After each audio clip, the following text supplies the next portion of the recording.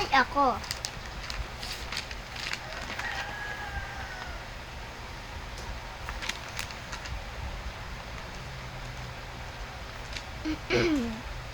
Magandang umaga po, Slembosen. Andito po tayo ngayon upang tunghayan ang pagbibigay ng ayuda ng ating mahal na kapitana para sa ating mga kabarangay dito sa Barangay Estrembo.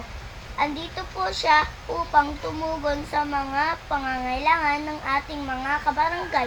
Marami na po ang mga nakapila para sa sinasabing ayuda.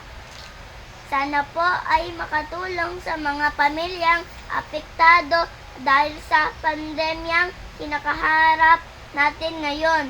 Ako po si Pia Giselle Latavio ang nagbabalita. Maraming salamat po sa panonood.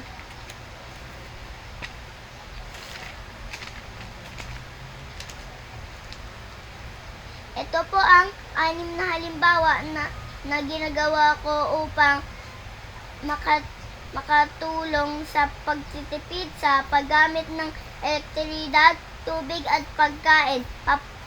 Papatayin ang ilaw na hindi ginagamit at kapag walang ginagawa.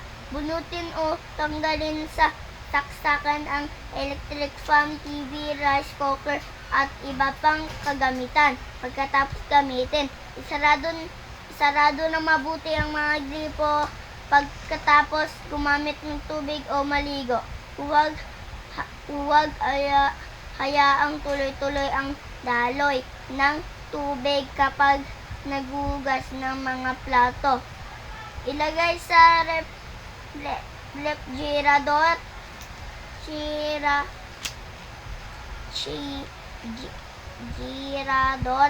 ang mga natirang pagkain.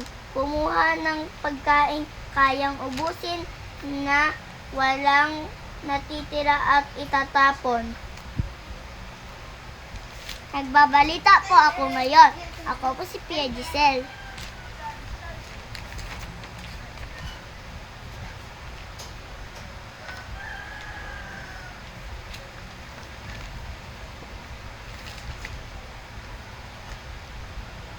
Bye-bye. Ayun lang.